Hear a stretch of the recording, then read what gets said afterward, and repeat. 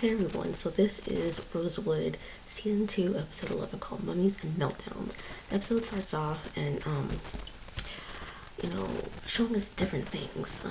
One of them was an artist shooting a music video. Another is Rosie in a club, clearly partying.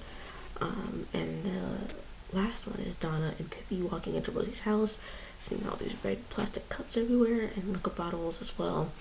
At the music video,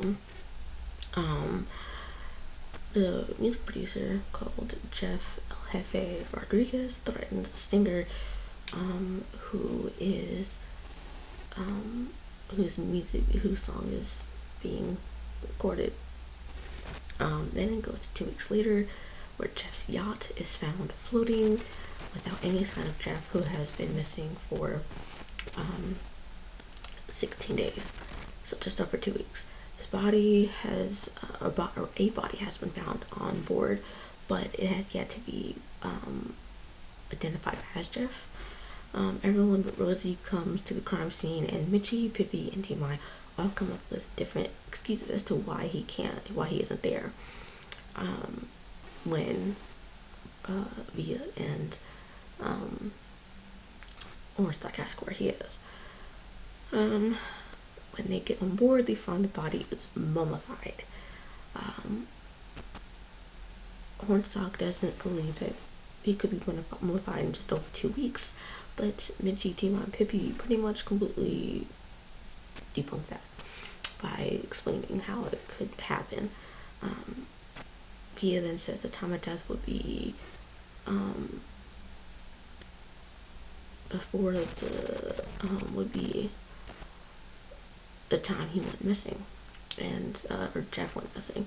T.Y. then thinks he may have died of natural causes when they dove out to sea before a fisherman found him, but Via says that the boat's GPS system was manually turned off, and Hornstock says that the communication system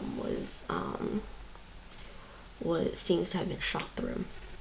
So Via then gets a phone call from Juju, even though we don't necessarily know that's him at the time. Then hightails it out of there.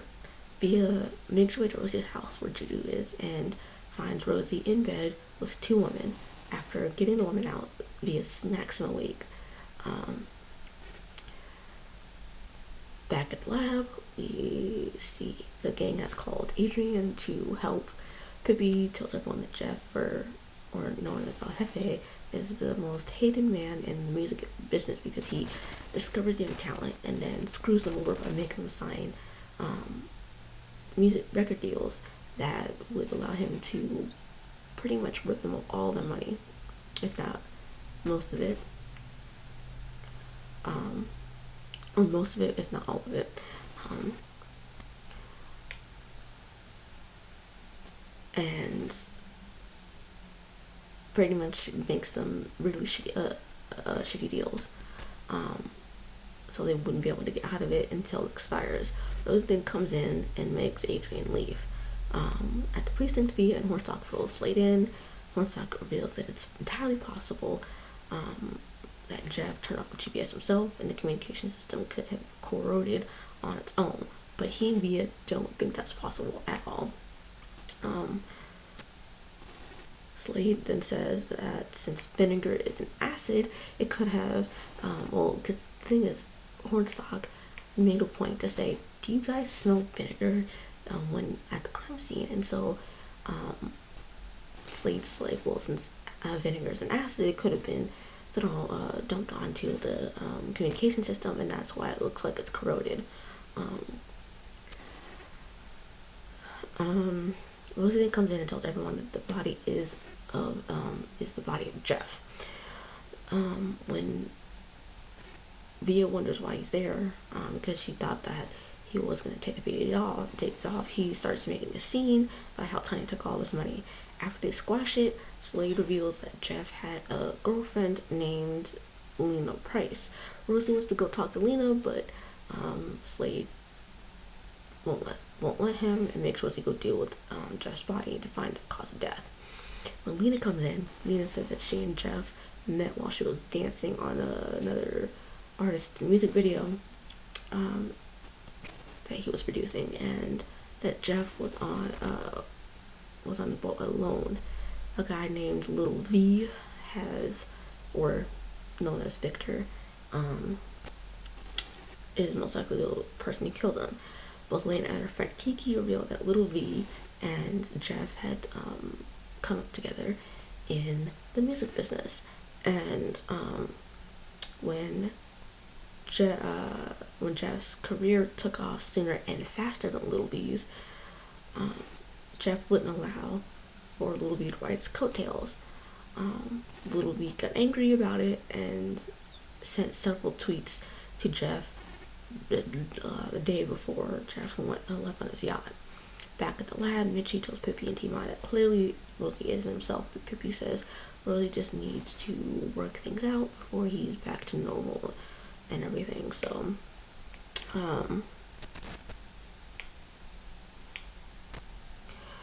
basically, I don't really think I'm gonna go keep going scene by scene by scene. I think I'm just gonna basically what happens is they get different. Everyone get via Rosie and Rosie Hornstock and Slade get all a host of different suspects. They rule out Little V because he has an alibi. They then suspect that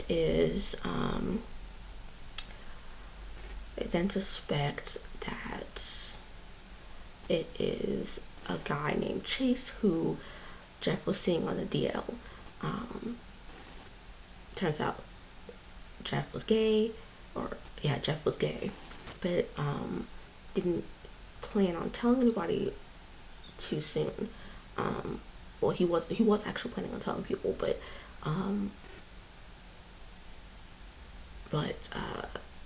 Chase didn't want it at the time because he loved the lifestyle that Jeff was giving him on the DL.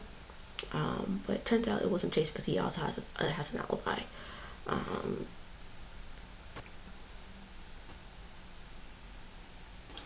Then they also suspect Lena because Rosie thinks that because if she had found out that Jeff was gay, and had left and decided to want to leave her high and dry, that would cause problems and everything. But turns out it wasn't her either, because she also has an alibi.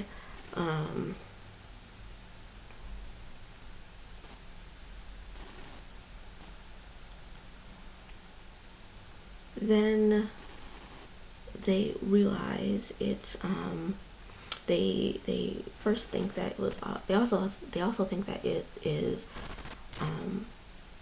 after having talked to Little V that it was Little V's girlfriend.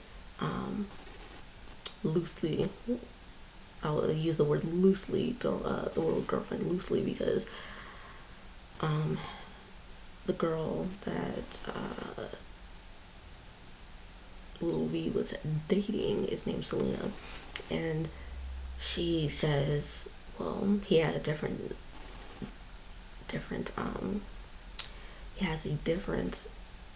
interpretation of what girlfriend means, and we're not exactly dating, but anyway, so it's not her either. So it's basically have a plethora of different suspects, but none of them panned out.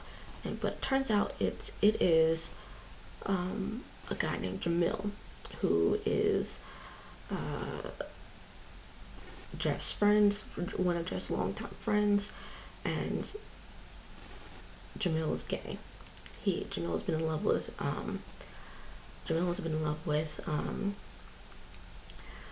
Jeff ever since they were kids, and basically when he found out that Jeff was actually indeed gay, he thought Jeff would, come running to him and start a relationship with him, but turns out it's not the case whatsoever. And so Jamil kills him because he like I said, he was in love with Jamil ever since they were kids, and wanted to, be with him romantically. So when Jeff turned down Jamil, he killed him. While all of this is going on, Rosie is trying to process what happened with Tanya. And during this whole investigation, he has an epiphany about Kayla. After talking to Lena for the second time, he realizes that because Lena said that she was appreciative towards Jeff because he, helped her get out of where she was living, put her mother in one of the best retirement homes in the country, and basically saw something in her when nobody else did, and basically took care of her. Rosie realizes that Kayla was pretty much thinking the same thing of Tanya. So he calls Kayla's phone, doesn't get an answer because it's been turned off. I mean, it's still active, but it's not disabled. It's not disconnected, but it's turned off. And so he calls her phone, gets the voicemail only, and leaves a voicemail for her. She eventually, somehow breaks into his office or lab, and talks to him. Come to find out that Kayla's real name is Yancey McGill. She's actually 22 years old, not 16. And obviously she isn't Tanya's daughter. She says she won't apologize for making him be the next person to give her a hot meal and warm bed to sleep in, because she's been on her own since she was 10 and selling herself since then, selling herself to men since then. But what she will apologize for is hurting a nice guy like him, and a family like his. She says she wanted the lie to keep going because she had never felt so safe before in her life. She also reveals she walked away from Tanya and didn't take any of the money that Tanya stole from him.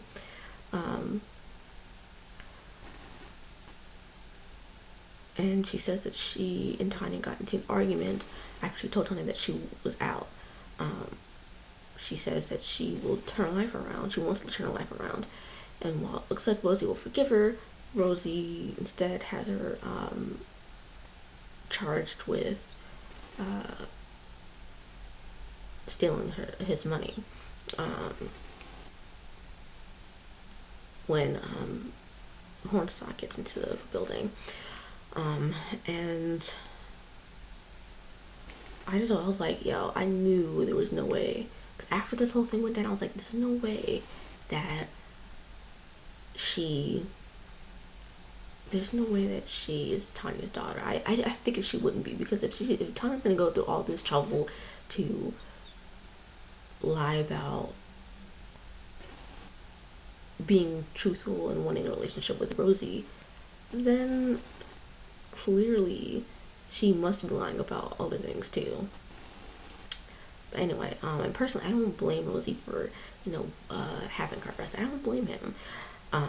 But as we saw later in the episode, at the end of the episode, he lets her go and decides to drop all charges against her.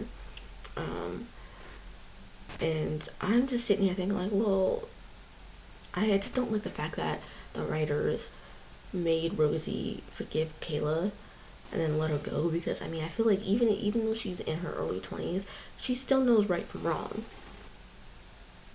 and she needs to be punished for it. I mean, she'll have plenty of time to turn her life around, if that's what she really wants to do, and to think about what she's done in jail. Because I mean, who's to say she hadn't done this shit beforehand, before Tanya came around? Who's to say that she won't do it again? I mean, unless the writers are planning on having Kayla, contacts Tanya later on down the road and, trap Tanya into, or make Tanya fall into a trap where she's captured. I don't understand like why the fuck they would just let him go or let her go.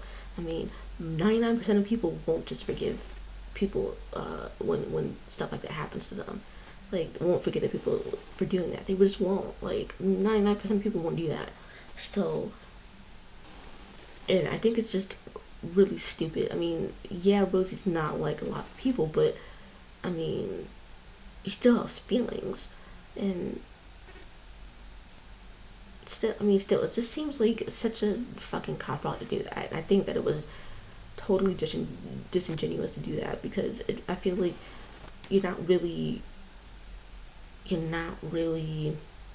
portraying majority of the population, and regardless of if it's in this particular country or in other countries or whatever, like you're not being genuine to what 99% of people would do. So personally, I think they really did disservice to do that. And it's little stuff like this that's kind of making me not like the show all that much. So it's making me think that it's making me not like the show too much anymore. It's just little stuff like that. First it was with Gerald's. First it was with actually when Bia and Rosie went to New York to capture Eddie's killer. I thought that they did that too soon. After making us wait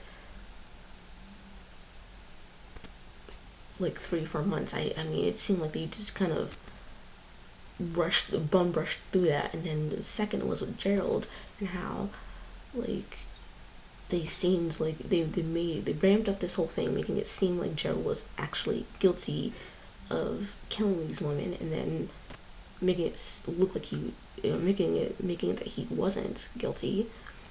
And now it's with this, so it's kind of like we're starting to get a little disinterested in the whole show itself because of just little things like that. But who knows what will happen. I mean, maybe they'll turn it around in the next few episodes, but I don't know. Anyways, next week on Rosewood, an escape artist dies while trying to escape from a trunk while bound. They don't really give us anything to, predict of who could it be and why and all that, so I won't make any predictions as far as next week's episode goes. But I do have a prediction. I do still think that Tanya will reappear. I think she will either be in the episode before the season finale or in the season finale itself, and then end on a cliffhanger as far as she is concerned, and see where her and just end on a cliffhanger as to what happened with her and what Rosie will do with her, so that we will stay tuned for season 3. But that's just all I have for now. So I'll see you guys next week on Rosewood, and I'm sorry for uploading this, a day late. I'm sorry about that, but I'll see you guys next week. Bye.